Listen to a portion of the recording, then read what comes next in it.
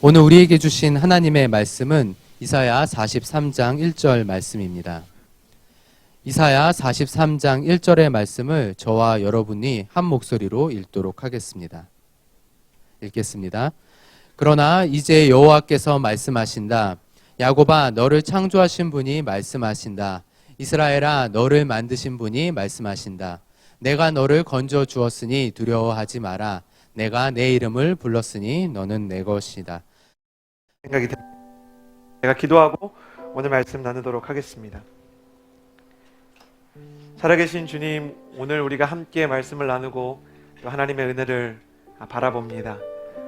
오늘 이 아침 우리 가운데 하나님의 은혜와 사랑을 부어주시고 하나님께서 주시는 힘과 능력으로 세임 얻게 하여 주시옵소서. 감사드리며 예수님의 이름으로 기도드렸습니다. 아멘. 여러분 축복합니다. 오늘 예배에 오신 여러분 환영합니다. 특별히 유튜브와 페이스북 그리고 CGN TV를 통해서 예배 드리시는 여러분도 주님의 이름으로 환영합니다. 매 주일 오전 10시에 대학로에 있는 동숭아트센터 2층으로 오시면 저희 폴트 공동체와 함께 예배할 수 있습니다. 옆 사람에게 이렇게 인사해 주시겠어요? 하나님은 당신을 사랑하십니다. 네, 가슴에 손을 얹고 스스로를 축복하고 은혜를 나누겠습니다. 하나님은 나를 사랑하십니다. 나는 그 사랑 안에 있습니다. 이 시간 말씀 앞에 내 마음을 엽니다. 나는 절대로 이전과 같지 않을 것입니다. 한 번 더. 나는 절대로 이전과 같지 않을 것입니다. 아멘. 오늘은 위대한 기다림 카운트다운의 5번째 시간입니다. 오늘은 여러분과 함께 카운트 5 No Fear라는 제목을 가지고 은혜를 나누고자 합니다. 제가 오늘 감자랑 빨대를 들고 나왔는데요. 이거 생감자입니다. 삶은 거 아니고. 그리고 빨대 있는데요. 이거는 여러분이 커피숍 가면 어디서나 볼 수 있는 빨대입니다. 이 빨대로 감자를 뚫어 보겠습니다. 손가락으로 잘 안 뚫리는데요. 빨대로 감자를 뚫어 보겠습니다. 빨대로 감자 뚫는 법 혹시 아십니까? 모르셨죠? 빨대로 그냥 감자 뚫으려고 그러면 빨대가 망가집니다. 근데 빨대의 한쪽 면을 막고 감자를 뚫으면 뚫어집니다. 네, 감사합니다. 감사합니다. 와. 당연한 얘기지만 이 빨대는 쉽게 휘어지게 되어 있기 때문에 일반적으로 이걸 뚫을 수 없는데요. 여기에 그 한쪽 면을 막아서 공기를 꽉 채운 상태로 공기에 압력을 가하게 되면 빨대는 평소에 강도보다 훨씬 더 강한 새로운 무언가가 되는 것입니다. 제가 하고 싶은 이야기는 무엇인가 하냐면요. 무엇으로 만들어져 있느냐가 아니라 무엇이 차 있는가가 그 존재의 힘을 결정한다는 것입니다. 겉모양의 어떠함이 아니라 그 안에 무엇이 차 있는가, 그 안에 얼마나 많은 것들이, 얼마나 좋은 것들이 차 있는가가 그것의 강도를 결정한다는 것입니다. 알루미늄 캔도 속이 비어있으면 쉽게 우리가 구부릴 수 있지만 음료가 들어있으면 단단한 그 무엇이 되듯이 진짜 힘은 외부에 있는 것이 아니라 내부에 있는 것입니다. 우리의 외모나 밖으로 드러나는 조건이 아니라 우리 안에 어떤 것들이 들어있느냐가 우리의 인생의 능력을 결정하게 되는 것입니다. 반대로 우리 안에 잘못된 것들이 차 있으면 아무리 외모나 조건이나 내가 가진 스펙이 탁월해도 나는 강한 존재가 될 수 없는 것이죠. 여러분 888577이라는 단어가 있습니다. 8888-577. 야구를 좋아하는 사람들은 좀 아는데요. 이게 뭐냐면 부산의 롯데 자이언츠가 2000년에서 2007년까지 기록했던 성적표입니다. 야구팀이 8개였거든요, 당시에. 그러니까 8888-577, 그럼 거의 만년 꼴찌팀이었다는 겁니다. 뒤에서 웃고 있는 우리 윤모세 전도사님, 이때 롯데 때문에 굉장히 속이 많이 상했을 텐데요. 부산에 있었던 사람들, 이때 롯데 때문에 정말 속앓이 많이 하면서 야구 경기만 끝나면 주변에 있는 포장마차가 속상한 사람들로 꽉 찼다는 후문이 있었습니다. 그런데 그때 롯데자이언츠가 이제 팀의 분위기를 바꿔보고 싶다는 생각 때문에 큰 결단을 하는데요. 한국 최초로 외국인 감독을 선발한 것입니다. 그가 제리 로이스터라는 감독입니다. 이렇게 생겼어요. 흑인 감독이죠. 제론 케니스 로이스터인데 보통 부를 때 그냥 로이스터 감독이라고 부릅니다.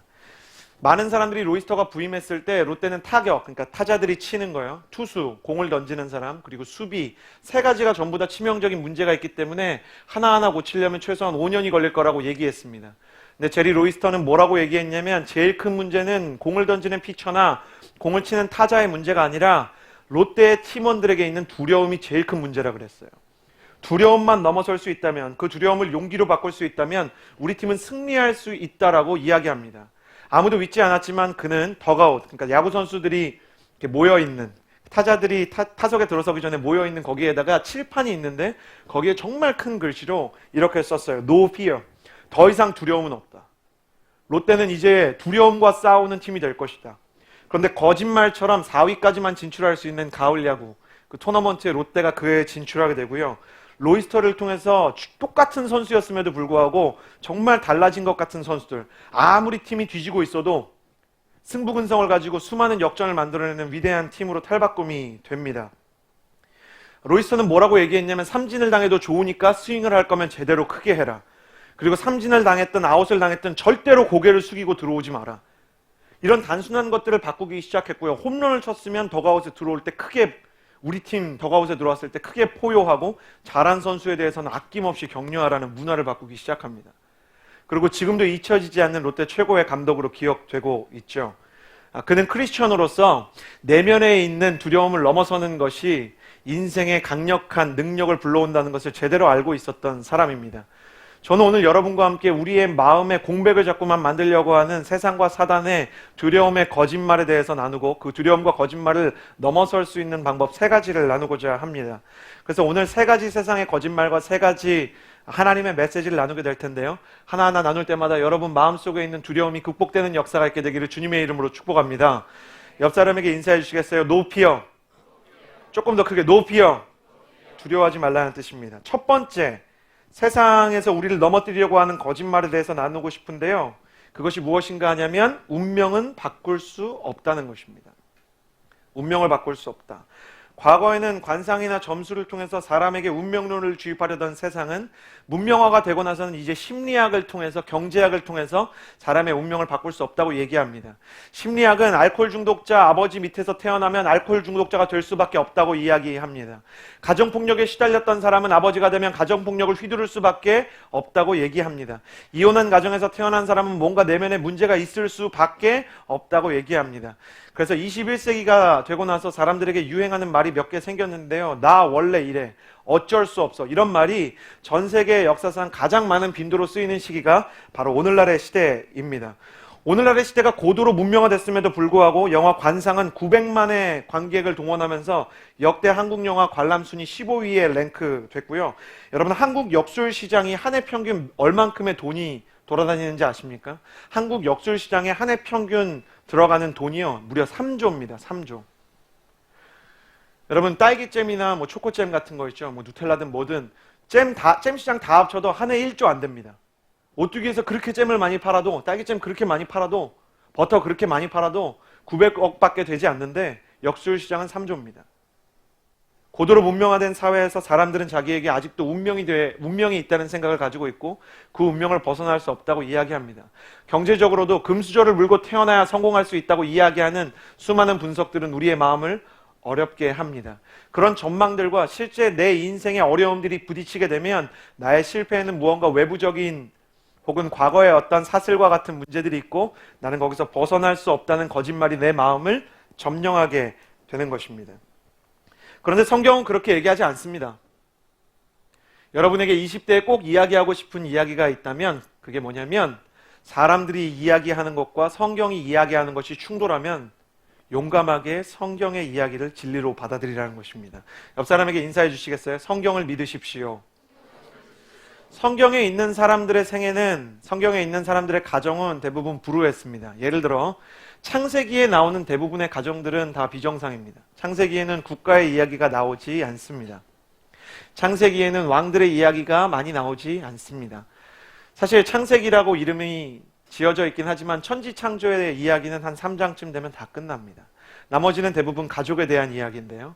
정상적인 가정이 없습니다. 아브라함의 가정은 불임의 문제를 겪고 있었고, 아브라함의 자녀 이삭의 마음은 너무 유약해서 사업을 하는 곳마다 분쟁에 휩싸였고, 야곱은 형과 싸웠고 야곱에게는 여러 여자들이 있었고 그래서 형들끼리 질투하다가 동생을 팔아버리는 완전 막장 스토리의 이야기가 창세기에 깔려 있습니다.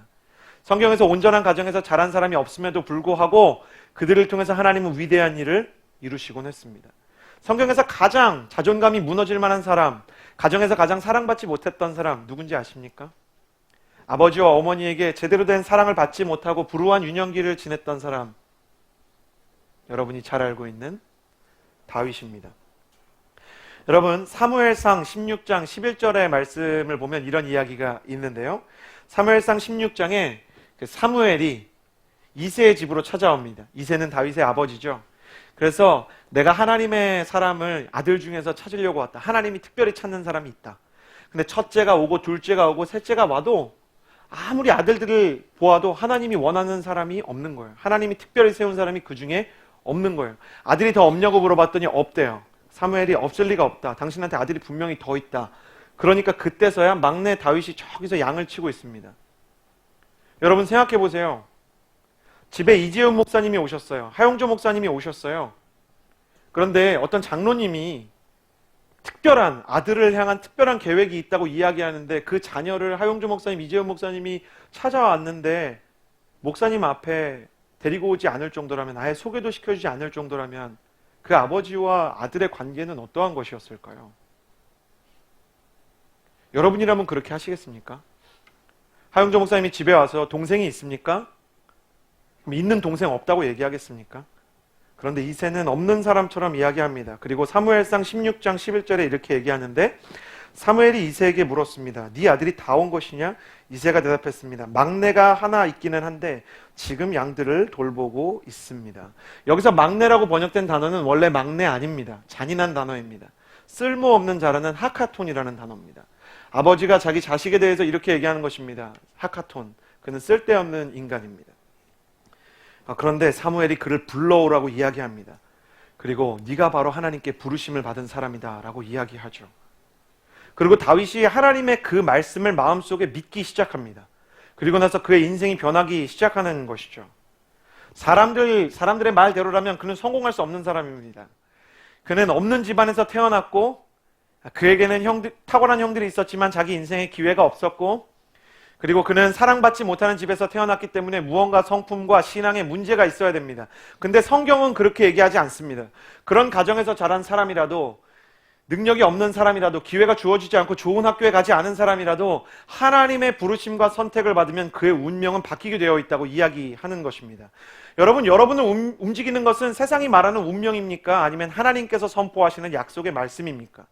여러분 안에 하나님의 약속의 말씀이 들어갔을 때 그 약속의 말씀이 작용하는 힘이 강력합니까? 아니면 세상 사람들이 여러분에 대해서 규정하는 말이 여러분의 마음 가운데 더 강력합니까? 이걸 진단할 수 있는 방법은 간단합니다. 여러분은 여러분의 인생에서 감사와 만족에 대한 고백이 더 많습니까? 아니면 원망과 불평에 대한 고백이 더 많습니까? 무의식적으로 흘러나오는 내 말을 보면 내가 무엇에 지배를 받고 있는지를 알 수 있습니다. 내 인생의 불만과 불평, 난 너무 힘들고 너무 외롭고 너무 죽고 싶다, 이런 이야기가 나온다는 것은 사실 세상의 운명을 내 마음속에 받아들이는 것입니다. 나는 오늘 여러분에게 축복하며 선포합니다. 세상의 모든 운명에 대한 거짓말들이 떠나가는 아침이 될지어다. 여러분의 마음 가운데 용기가 필요합니다. 하나님의 약속은 이루어진다는 용기. 저를 따라해 보시겠어요? 하나님의 약속의 말씀은 반드시 이루어진다. 다윗은 그래서 하나님의 약속의 말씀을 붙들었습니다. 아버지는 자기를 하카톤이라고 말했지만 하늘에 있는 완벽한 아버지는 너는 내가 세운 왕이라고 말했기 때문에 그 음성을 끝까지 믿습니다. 내가 너를 세웠다는 그 음성을 끝까지 붙잡고 광야에서 버팁니다. 광야에서 청년기 전체를 허비하지만 하나님께서 나를 쓰시겠다는 확신을 다윗은 흔들지 않습니다. 여러분, 20대에 진짜 필요한 건 어떤 의미에서는 능력과 공격력, 막 원펀치 한 방 날려가지고 적을 무너뜨리는 대단한 능력이라기보다는 세상이 날리는 소나기 펀치를 견뎌낼 수 있는 맷집입니다. 옆 사람에게 이렇게 인사해 주시겠어요? 맷집이 강한 사람이 되십시오.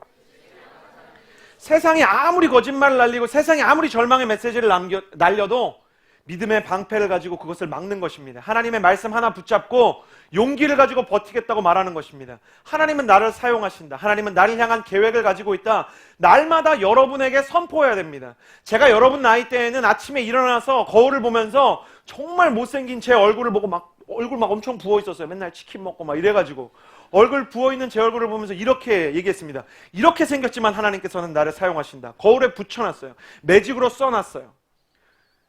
제가 학교에다가 학교 기숙사에다도 그거 써나갔다가 이렇게 혼나고 네가 이거 다 지울 거냐면 혼내긴 했어도 유행이 됐어요. 저희 방 친구들 이렇게 생겼어도 하나님은 나를 축복하신다.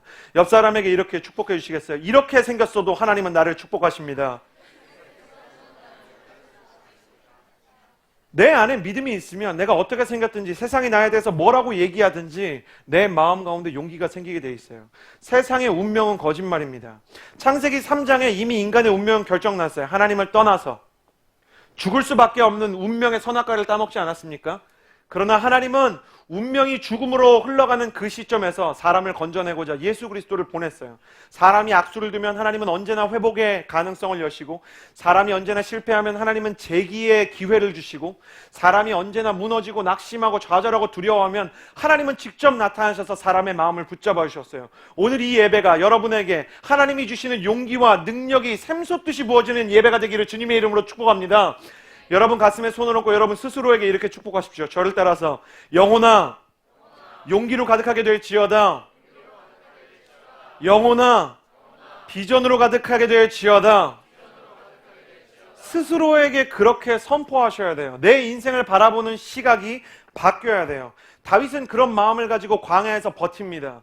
그에게 가장 본받을 만한 점은 그가 예배를 드리는 것도 있고 기도하는 것도 있지만 그가 영적으로 맷집이 강해서 쉽게 좌절하지 않았다는 거예요. 그 결과 그는 이스라엘의 왕이 되었을 뿐만 아니라 아버지와 모든 자기 가족의 생계를 책임지는 가정의 회복의 통로가 됩니다.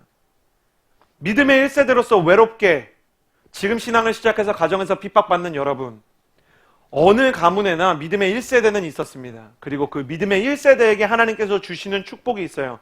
나는 여러분을 통해서 여러분의 부모님이 구원받는 역사가 일어나게 되기를 주님의 이름으로 축복합니다. 다윗처럼 쓰임을 받는 거예요. 비록 내가 내 어머니와 아버지의 기도를 받고 산 것이 아니라 할지라도, 비록 내가 많은 성경에 대한 지식을 우리 아버지로부터 계승받지 못했다 할지라도 절망하지 않고 주님을 붙잡으면, 주 예수를 믿으라 그리하면 너와 내 집이 구원을 얻으리라는 말씀이 내 인생의 현실이 되는 것입니다. 여러분, no fear, 두려워하지 마십시오. 운명에 굴하지 마십시오. 여러분의 앞을 가로막고 있는 운명과 같은 장벽이 있다면 하나님께 그 장벽을 담쟁이 넝쿨처럼 기어 올라가서라도 넘을 수 있게 해달라고 기도하는 것입니다. 나는 여러분 앞에 놓여진 세상이 설정해 놓은 운명의 장벽들이 허물어지고 그것을 뛰어넘게 되는 역사가 있게 되기를 주님의 이름으로 축복합니다. 아멘. 두 번째 세상의 거짓말은 완벽해야 한다는 거짓말입니다. 완벽주의는 나태한 삶이나 우울한 마음만큼이나 사람의 마음을 망가뜨리는 파괴적인 힘이 있습니다. 노래를 좀 못하는 것도 걱정, 컴퓨터를 좀 못하는 것도 걱정, 영어를 잘하지 못하면 그것도 걱정, 키가 크지 못하면 그것도 걱정, 그리고 살이 빠지지 않으면 그것도 걱정. 도대체 남들에게 다 되는 거, 남들은 다 할 수 있는 걸 왜 나는 못할까? 이런 고민 속에서 우리는 수많은 시간들을 보냅니다. 20대의 부끄러운 고백이지만 저한테는 정말 거룩한 기도 제목이 있었어요. 저는 축구를 너무너무 좋아하는 사람이었는데 저 대학교 1학년 때가 바로 그 전설적인 2002 월드컵이 열린 해였거든요. 전 02학번이었어요. 2002 월드컵이 열린 그 시점에 박지성의 슛을 보면서 저는 하나님께 진짜 진지하게 간절하게 기도했어요. 축구를 잘하게 해주세요. 주님, 저 진짜 축구 잘하고 싶어요. 그리고 신학생들이 술 마시는 것도 아니고 뭐 쇼핑에 중독되어 있는 것도 아니고 게임도 많이 하는 거 아니니까 밤이면 밤마다 신학교 그 운동장에는 불이 서치라이트가 막 들어오거든요. 그래서 거기서 축구를 했기 때문에 저는 그 축구를 할 때 너무너무 잘하는 사람이 되고 싶었어요. 기도하는 시간만큼이나 축구를 혼자서 연습을 했어요. 그런데 아무리 노력해도 축구에 재능 있는 다른 친구들을 넘어설 수가 없는 거예요. 이게 내 인생의 영적인 도전이구나. 저는 그렇게 생각했어요. 2주일 동안 아침 금식을 하면서 축구를 잘하게 해달라고 기도했어요. 2주일 동안. 아직도 기억나요. 2002년 6월 2주 동안 아침 금식을 했어요. 그런데 배만 고프고 축구를 잘해지지가 않는 거예요. 저는 마음이 너무 상했어요. 그래서 장신대 기도탑에 가서 하나님 왜 내 기도를 들어주시지 않냐고. 그때 한참 축구 잘하는 무서운 형이 하나 있었는데요. 저보다 세 학번 위에 진짜 무서운 형, 막 이렇게 소리 지르면서 수비 라인을 견고하게 만드는 기독교 교육과의 김영창이라는 형이 있었어요. 그 형은 계속 소리 지르고 막 사람들 막 똑바로 안 해! 그럼 막 미친 듯이 뛰어다니고 막 팀 전체를 끌어올리는데 저는 그게 안 되고 막 너무너무 똑같은 이게 수비 라인을 조율해야 되는데 그게 안 되는 거예요. 하나님, 저는 왜 저 형처럼 그게 안 되나요? 저도 영창이 형처럼 축구 잘하고 싶어요. 기도했는데 그때 하나님께서 저에게 들려주셨던 음성이 왜곡된 완벽주의를 버리라는 음성이었어요. 제가 그때 제 마음을 알게 됐는데 제가 마음속에 가지고 있었던 욕심이 축구만이 아니더라고요. 저는 노래도 더 잘하고 싶었고요. 말도 더 잘하고 싶었고, 발제도 더 잘하고 싶었고, 프레젠테이션도 남들보다 더 잘 만들고, 영상도 편집하고 싶었고, 남들보다 더 따뜻하고 상담도 잘하고 싶었고, 선교사도 되고 싶었고, 찬양 인도자도 되고 싶었고, 문화사역도 하고 싶었고, 목회자도 하고 싶었고, 모든 걸 다 해야 된다는 욕심을 갖고 있었어요. 그러면서 MC단을 하면서도 학점 4.0 받고 싶고, 연애도 잘하고 싶었어요. 그런데 하나님께서 제 마음 가운데 왜곡된 완벽주의를 버려라, 그 음성을 들려주시고는 제 마음 가운데 깨닫게 해주시더라고요. 사실은 무엇이 너의 길인지 모르기 때문에 네가 모든 문을 두드리고 있는 것이다. 무엇이 너의 길인지 알지 못하기 때문에 모든 부분을 다 잘해야 되는 것처럼 착각하는 것이다. 하나님의 사람은 하나님께서 내게 주신 비전을 기준으로 선택과 집중을 하는 사람입니다. 마태복음 6장 33절 같이 한번 읽어봤으면 좋겠는데요. 같이 읽어볼까요? 시작. 오직 너희는 먼저 그 나라와 그 의를 구하라. 그러면 존 스토트 목사님은 그의 나라와 그의 의는 두 가지를 의미한다 그랬어요. 첫 번째, 하나님께서 선교를 통해서 확장하실 하나님을 믿는 사람들의 공동체의 확장, 즉 선교. 두 번째는 각 사람의 삶에 설정하신 하나님의 부르심과 사명과 비전이라고 그랬어요. 비전을 구하면 이 모든 것, 나머지 주변부에 있는 것은 자연스럽게 정리가 된다는 거예요. 여러분은 정리된 삶을 살고 있습니까? 아니면 이것도 저것도 다 잘해야 될 것 같은 마음을 가지고 하루하루를 살아가고 있습니까? 20대의 저처럼 축구를 정말 잘하고 싶은데 잘하지 못하는 게 속이 상하고, 노래 때문에 혹은 내가 바라보는 몇몇 가지 어떤 것들 때문에 내 인생이 완전히 망가진 것 같은 자책감에 쓰러지고 있는 것은 아닙니까? 하나님께서 내게 주시는 비전을 알면 필요 없는 것에 대한 집착이 사라집니다. 내가 정말 원하던 것들이 내게 필요 없는 것일 수도 있겠다는 생각으로 바뀌게 됩니다. 나는 여러분이 예배를 드리고 기도를 하면 무엇이 정말 필요하고 무엇이 필요 없는지를 깨달을 수 있게 되기를 바라요. 여러분에게 정말 간절한 것과 여러분에게 필요할 수도 필요하지 않을 수도 있는 것들이 구별되게 되기를 바라요. 하나님께서 내게 주신 의, 내게 주신 길, 그것을 깨닫게 해달라고 치열하게 기도하세요. 그 안에서 나머지 것들이 정리되기 시작할 것입니다. 무엇이 하나님께서 내게 원하시는 길인지에 대한 정리가 일어나고 비전이 생겨도 나는 여전히 완벽한 사람이 아닐 것입니다. 그러면 어떻게 하나님의 일을 완전하게 만들어갈 수 있을까요? 나는 완전하지 않은데, 나는 못하는 게 많은데요.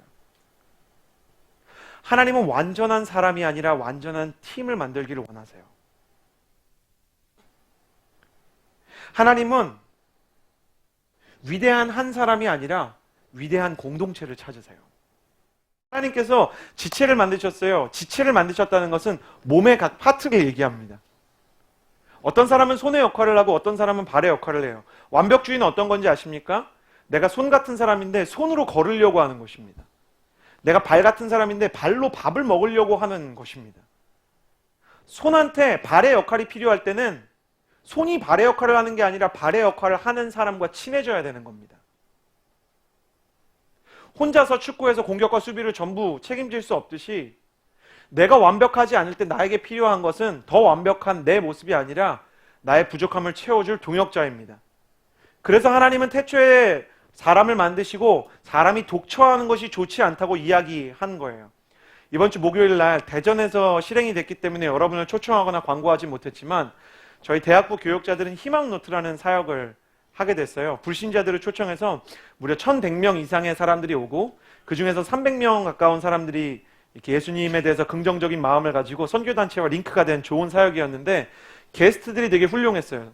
나는 가수다에 나왔던 목니, 나는 가수다에 또 나왔던 소향씨, 그리고 김창옥씨, 이런 슈퍼스타들이 나오는 거예요. 근데 그런 것들 나오는 그 모든 사역을 제가 준비하면서 느낀 게 뭐냐면, 당일날 갔더니 저는 홍보하는 거는 제가 다 어떻게 잘 할 수 있는데, 무대를 만들고 조명을 설치하고 음향을 담당하는 거는 제가 잘 못하는 거예요. 그러니까 걱정이 되는 거예요. 시간은 부족하고. 근데 그거는 누가 했냐면 정말 잘하는 사람이 있었어요. 최성민 목사님이라는 분. 하늘 공동체를 담당하는 최성민 목사님은 목리의 김신희 씨와 그 밴드에 있는 세션들이랑 한때 같이 음반을 내기도 했던, 놀랍지만 너무 놀라워요. 노래를 잘 못하시는데요. 어쨌든 음반 활동을 했어요. 근데 그분이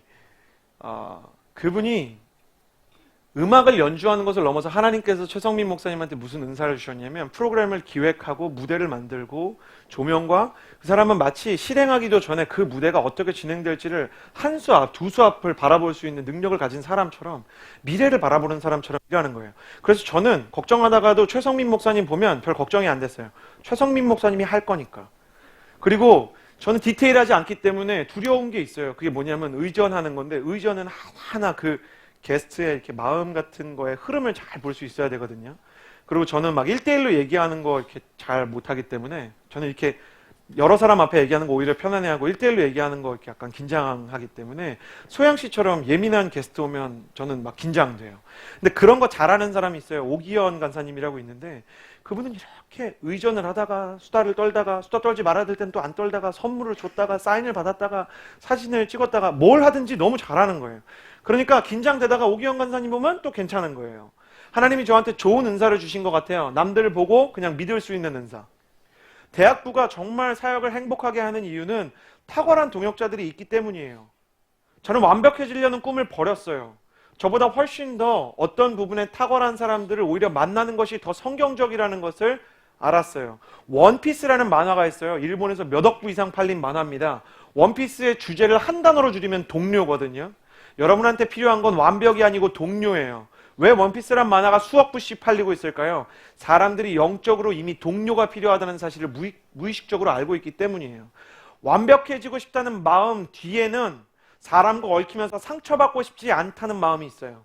사랑을 받는 것도 부담스럽고 사랑을 하는 것도 두려운, 사랑에 지친, 사람에 지친 마음이 있어요. 근데 주님은 그런 마음 안 된다고 얘기해요. 하나님을 사랑하는 것만으로는 충분하지 않다고 얘기해요. 하나님을 사랑할 뿐은 아니라 사람을 사랑하고, 한 사람을 통해서 일하는 것이 아니라 동역자들과 일해서 각 지체를 이루어서 그리스도의 일을 하라고 이야기합니다. 그래서 완벽하지 않다고 여러분 스스로의 인생을 평가하게 될 때, 여러분이 기도해야 되는 것은 더 완전하고 대단한 능력이 아니라 하나님 내게 사람을 보내달라는 기도입니다. 여러분, 저는 20대에 하나님께서 여러분에게 정말 잊을 수 없는, 여러분의 빈자리를 채워주는 동역자를 보내주시기를 주님의 이름으로 축복합니다. 바라고 원하기는 좋은 연애를 하세요. 좋은 연애.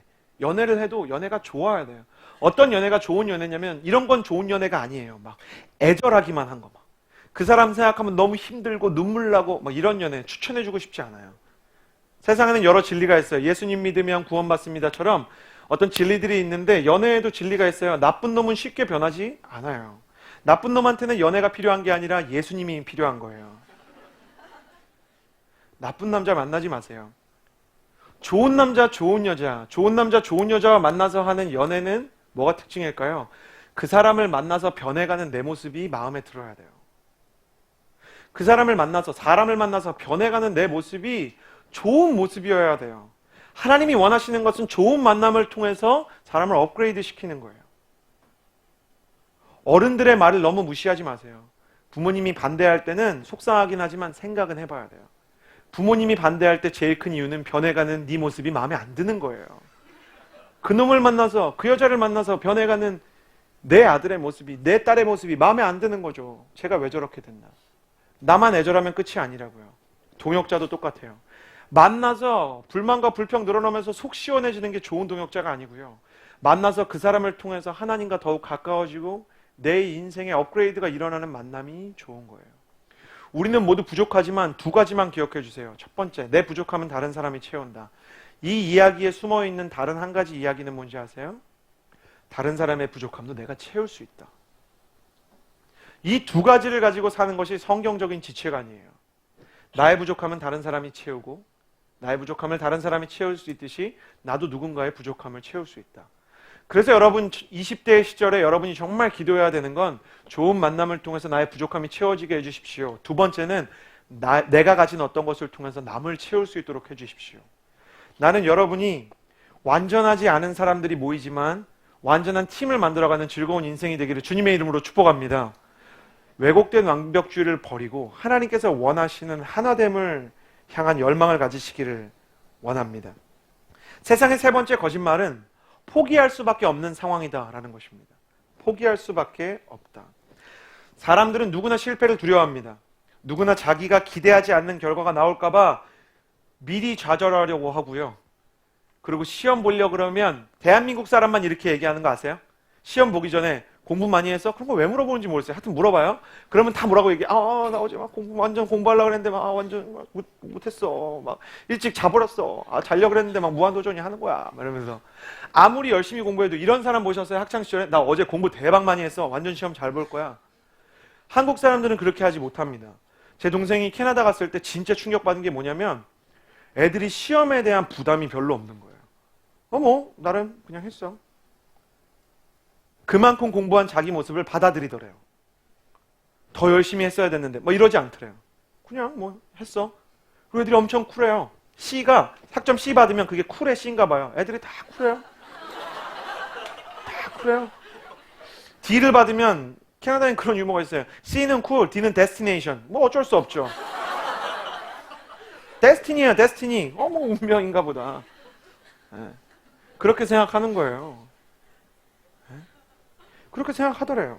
근데 우리는 그렇게 하지 못하죠. 그래서 먼저 부정적인 얘기를 합니다. 안 될 거야. 나 완전 못했는데. 이러는 거죠. 그런 사람이 성경에 나오는데요. 마태복음 25장에 보면 달란트 비유에 그런 사람이 나옵니다.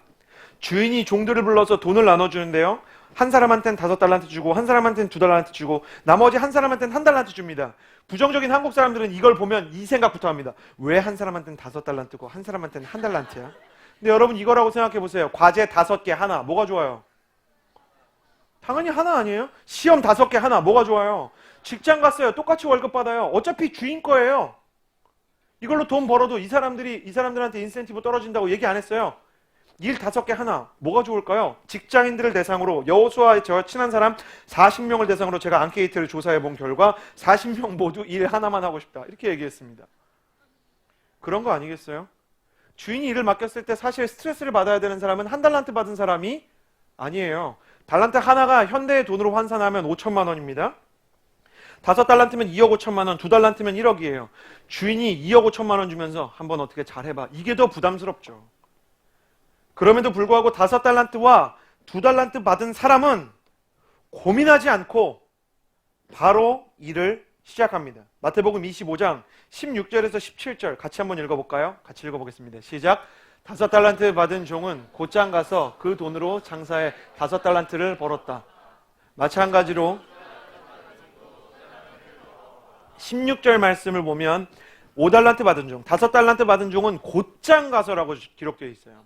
망설이지 않아요. 실패의 가능성보다는 주인이 나에게 맡겼으면 이유가 있겠다는 생각을 가지고 달려가기 시작해요. 2달란트 받은 사람도 그렇게 했대요. 가장 위대한 부분이 이거예요. 곧장 갔다는 거예요.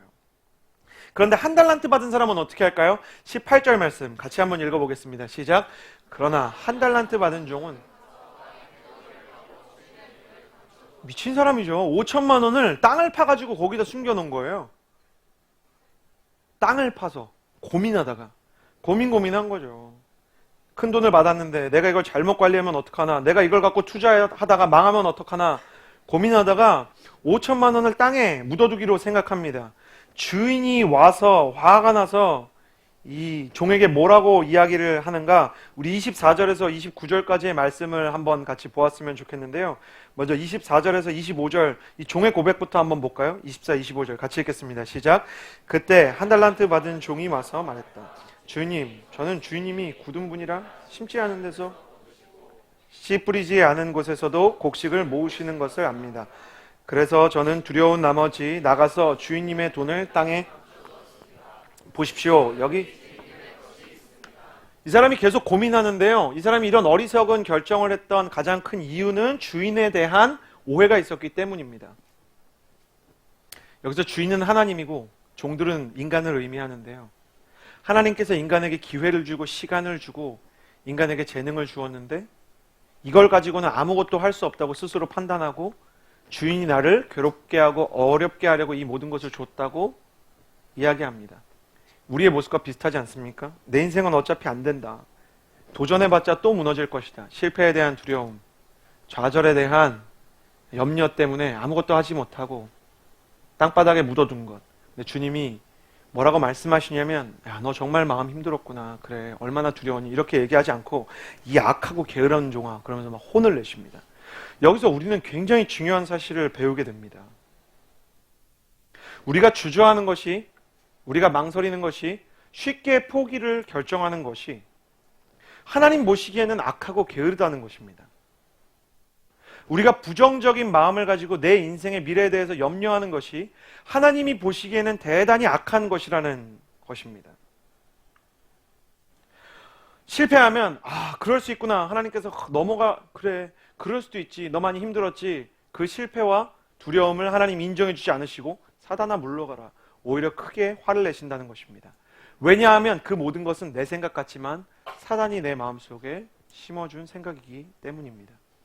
염려와 걱정은 본질적으로 하나님의 것이 아닙니다. 염려와 걱정의 본질적인 뿌리에는 하나님을 향한 불신이 숨어 있습니다.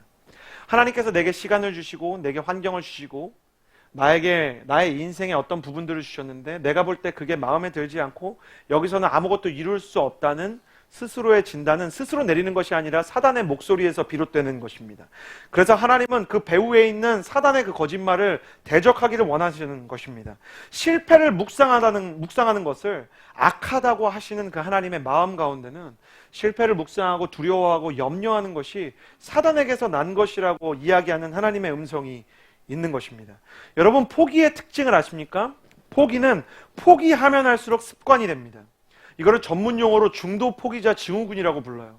중도 포기자 증후군. 한 번 포기하면 다음엔 이겨낼 수 있는 일을 만나도 또 포기하려고 합니다. 실패해서 일어나지 못했던 경험이 있으면 다음에 또 어려움이 찾아오면 금세 도망갈 구실부터 찾습니다. 중도 포기자 증후군을 겪는 사람들의 특징 중에 하나는 뭐냐면 어떤 조그만 도전이 찾아오면 이건 안 될 거야 라는 이야기부터 나온다는 것입니다. 어떤 계획을 하든 사역을 하든 내 인생에 하나님께서 어떤 사람을 만나게 해주시든 부정적인 것부터 떠오르게 되는 것, 중도 포기자 증후군이라는 것입니다. 시작하기도 전에 실패를 두려워하지 마십시오. 아직 절망할 때가 아닙니다. 왜냐? 주님께서 이렇게 말씀하셨습니다. 처음에 읽었던 이사야 43장 1절 다시 한번 읽어봤으면 좋겠는데요. 같이 읽겠습니다. 시작. 야곱아, 너를 창조하신 여호와께서 지금 여기까지 하나님께서 우리를 창조하셨다고 얘기합니다. 하나님께서 우리를 만드셨을 때 그 안에 하나님의 계획이 들어있습니다. 하나님은 쓸데없는 것을 만들지 않습니다. 여러분, 아티스트가 쓸데없는 거 만드는 거 보셨습니까? 스티브 잡스가 쓸데없는 거 만드는 거 보셨어요? 하물며 하나님이 쓸데없는 것을 만드시겠습니까? 계속 말씀을 한번 읽어보았으면 좋겠습니다. 야곱아, 너를 창조하신 여호와께서 지금 말씀하시니라. 이사야 43장 1절. 네, 이스라엘아부터 시작. 이스라엘아, 너를 만드신 분이 말씀하셨습니다. 내가 너를 건져주었으니 두려워하지 마라. 내가 내 이름을 불렀으니 너는 내 것이다. 내가 너를 건져주었고 그 모든 염려와 걱정에서 너를 건져줄 것이고 내가 너를 지명하여 불렀으니 뭐라고 얘기하냐면 너는 내 것이다. 너는 내 것이다. 교역자 중에 과거에 김태용 목사님이라는 분이 계셨어요. 김태용 목사님한테는 보통 사람한테 없는 특징이 있었는데요. 태어나서 한 번도 목도리나 우산을 잃어버린 적이 없대요. 전 그게 너무 신기해요. 목도리랑 우산을 한 번도 잃어버린 적이 없대요. 클리어 파일 하나도 잃어버린 적이 없대요. 그래서 목사님 어떻게 그렇게 살 수 있어요? 그러니까 목사님이 당연한 듯이 이렇게 얘기했어요. 내 건 소중하니까 이렇게 얘기하셨어요. 네.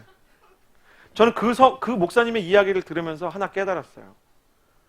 하나님께서 만든 어떤 사람들은 하나님의 성품을 갖고 있거든요. 그분이 자기에게 맡겨진 거는 하나도 놓치지 않는 성향이 있어요. 일도 그렇게 하시고요. 사람도 그렇게 하는 분이셨어요. 하나님은 내 걸 절대 포기하려고 하지 않으시는 분이세요. 내가 널 지명하여 불렀노니 너는 내 것이다. 그러면 하나님한테는 포기가 없는 거예요. 우산을 잃어버리지 않는 목회자처럼, 머플러를 잃어버리지 않는 사람처럼 하나님은 잃어버리지 않겠다고 선언하는 것이에요. 너는 두려워하지 말라. 내가 너를 구속하였고 내가 너를 지명하여 불렀나니 너는 내 것이다. 여러분, 여러분의 가슴에 손을 얹고 이렇게 선포해 주시겠어요? 나는 하나님의 것이다. 다시 한번, 나는 하나님의 것이다. 여러분, 믿음을 가지고 계속 선포해 보시겠어요? 저를 따라 하십시오. 하나님은 나를 잃고 싶어 하지 않으신다. 하나님은 내 인생을 포기하게 하고 싶어 하지 않으신다. 하나님은 내 인생을 포기하게 하고 싶어 하지 않으신다. 포기는 내가 하는 것입니다. 과거에 나왔던 문장이지만 포기는 배추를 셀 때나 쓰는 문장이에요. 포기하지 마세요. 끝났다고 생각하지 마세요. 왜냐하면 하나님께는 끝나지 않았기 때문입니다. 제리 로이스터가 롯데 선수들을 격려할 때, 롯데 선수들을 훈련시킬 때 그가 가장 먼저 훈련시켰던 것은 삼진을 당해도 큰 스윙을 하는 것이었지만 동시에 가장 중요하게 생각했던 게 뭔지 아세요? 야구라는 게 그렇거든요. 막 10대 0, 심지어 20대 0. 제가 좋아하는 두산 얼마 전에 25대 6으로 졌어요. 25대 6. 야구사의 길이 남을 사람들이 6.25 사변이라고 놀려요. 야구라는 게 그럴 수 있거든요. 근데 로이스터가 뭐라 그랬는지 아세요? 다 넘어간 경기더라도 야구라는 건 한 팀이랑 3번씩 싸우니까 다음 날 두려워하도록 포기하지 않는 정신을 보여주라고. 삼진 당해도 좋다고 20점 차로 지고 있어도 좋은데 절대 겁먹은 모습은 보이지 마라. 그럼 거짓말처럼 그 다음날 이기고 역전을 하더라고요. 네. 크리스천의 위대함은 넘어지지 않는 데서 오는 게 아니라고 전에 말씀드렸죠. 크리스천의 위대함은 넘어지지 않는 것이 아니라 넘어져도 다시 일어날 수 있는 용기가 있기 때문에 크리스천은 위대한 사람인 것입니다. 처음에 믿음의 영웅처럼 이야기했던 다윗도 자기의 성욕을 다스리지 못해서 인생에서 끔찍한 실수를 했지만 다윗이 위대한 것은 그때 자살을 택하거나 그의 인생을 포기하지 않고 하나님 앞으로 다시 갔다는 것입니다. 설교를 시작할 때 저는 사람의 안에 무엇이 들어있는지가 그 사람을 결정한다고, 힘은 외부에 있는 것이 아니라 내부에 있는 것이라고 말했습니다. 물병의 본질은 병에 있는 것이 아니라 물에 있는 것이죠. 그러나 하나님의 사람의 본질은 사람 안에 부족한 것이 담겨 있어도 평범한 물처럼 아무 데서나 구할 수 있는 재능이나 아무 데서나 구할 수 있는 조건이 들어있는 사람이라 할지라도 그 안에 하나님의 빛이 비추면 새로운 존재가 된다는 메시지가 있다는 것입니다. 평범한 물도 빛이 가해지면 랜턴으로 쓸 수 있는 새로운 구조물이 되듯이 여러분의 인생의 평범함도 하나님과 함께 하나님의 부르심을 통해 붙잡힌 바 되면 여러분의 삶에 더 이상 포기할 수 있는 이유들은 사라지고 주님의 부르심 속에서 새로운 존재가 되는 경험을 하게 될 것입니다. 여러분에게 필요한 것은 병보다는 물을 바라보는, 외면보다 내면을 바라보는 힘. 두 번째는 내면을 바라봐도 평범한 것밖에 없을 때 하나님의 부르심과 하나님의 은혜의 빛이 나의 존재를 새롭게 할 것이라는 희망입니다. 이 시간에 찬양을 하나 할 건데요, 같이 믿음을 가지고 이 찬양을 따라 불렀으면 좋겠습니다. 전능하신 나의 주 하나님이라는 찬양인데요, 누구보다 평범했던 사람, 누구보다 실패가 익숙했던 베드로의 삶을 바꾼 스토리를 담고 있는 찬양입니다. 함께 같이 찬양할까요? 전능하신 나의 주 하나님은, 전능하신 나의 주 하나님은 능치 못하실 일 전혀 없네, 능치 못하실 일 전혀 없네. 우리의 모든 간구도, 우리의 모든 생각도, 우리의 모든 우리의 간구, 우리의 생각, 우리의 꿈, 우리의 소망은 예수님으로 인해서 특별해지는 것입니다. 진실하신 나의 주 하나님은 우리의 모든 괴로움, 우리의 인생의 고난이나 상처는 결과가 아니라 하나의 과정으로 바뀌게 될 것입니다. 불가능한 일 행하시고 죽은 자 십자가에서 예수님이 스스로 부활하셨듯이 그를 이길 자 아무도. 여러분 믿음으로 같이 고백할 때 가슴에 손을 얹고 주의 말씀 의지하여 깊은 곳에 금을 던져 오늘 그가 놀라운 일을 이루시는 보라. 주의 말씀 의지하여 믿음으로 금을 던져 믿는 자에게 능치 못한 내 영혼을 선포하듯이 주의 말씀 의지하여 주의 말씀 의지하여 내가 예수 그리스도의 이름으로 명하노니 두려움은 떠나갈지어다. 세상의 모든 운명에 대한 거짓말도 떠나갈지어다. 미끄러진 완벽주의와 왜곡된 비교의식도 떠나갈지어다. 주의 말씀 의지하여 믿음으로 금을 던져 믿는 자에게 다같이 일어나서 찬양할까요? 주의 말씀 의지하여 함께 일어나서 주의 말씀 의지하여 깊은 곳에 금을 던져 오늘 그가 놀라운 일을 이루시는 보라. 주의 말씀 의지하여 믿음으로 금을 던져 믿는 자에게 능치 못하는. 이 시간 우리 기도하며 나아갈 때 세상의 두려움을 넘어서는 하나님의 용기를 부어주시고 하나님의 성령과 하나님의 비전으로 나의 길을 깨닫고 두려움을 정복하는 하나님의 사람 되게 하여 주시옵소서. 두 손을 하늘로 향하여 들고 세상의 두려움을 대적하며 주여 한번 외치고 기도합니다. 살아계신 주님, 시간이 지나갈수록 내 인생에 대한 기대감은 사라지고 20대에게 있어야 될 열정이나 패기는 자취를 감출 만큼 불이 꺼진 모닥불처럼 식어있고 연기만 나는 것 같을 때에 하나님께서 성령의 불로 내 가슴이 다시 타오르게 하시고 하나님의 비전으로 내 심장이 다시 뛰게 하여 주시옵소서. 하나님, 상처를 묵상하는 것이 아니라 아직도 남아 계신, 아직도 내 옆에 계시는 주님 바라볼 수 있게 하여 주시고 나의 시선을 내게로부터 눈들어 주를 보게 하셔서 하늘의 일이 이루어지는 것을 보게 하여 주시옵소서.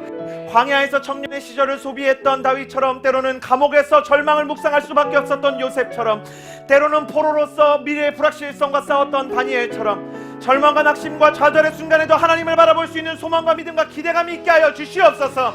내가 예수 그리스도의 이름으로 명하노니 모든 두려움은 떠나갈지어다. 내가 예수 그리스도의 이름으로 명하노니 모든 운명에 대한 거짓말도 떠나갈지어다. 비뚤어진 완벽주의, 잘못된 비교의식도 떠나갈지어다. 하나님께서 나를 이끄시고 너는 내 것이라고 말씀하시는 그 약속의 말씀을 붙든 하나님의 예배자가 되게 하여 주시고 나의 완벽함이 온전하지 않을 때 하나님께서 내게 붙여주시는 동역자들과 함께 위대한 한 사람이 되지 못해도 위대한 팀을 만들어가는 사람이 되게 하여 주시옵소서. 하나님이 내게 원하시는 그 비전의 자리에서 주를 바라보기를 원합니다. 이제는 우리 구주 예수 그리스도의 은혜와 하나님 아버지의 놀라우신 사랑하심과 성령의 교통하심이 이 자리에서 모든 두려움과 싸우며 주를 바라보기 원하는 모든 주의 자녀들 머리머리 위에 이제로부터 영원토록 함께하여 주시기를 간절히 축원하옵나이다. 아멘. 모든 영광을 주님께, 모든 존귀를 주님께, 주의 나라가 이곳에 우리 통하여서 이루어지라.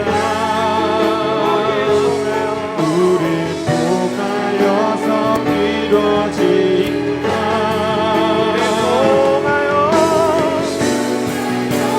두려움과 싸워 높이의 용기를 주시는 주님께 영광과 감사의 박수를 올려드리겠습니다.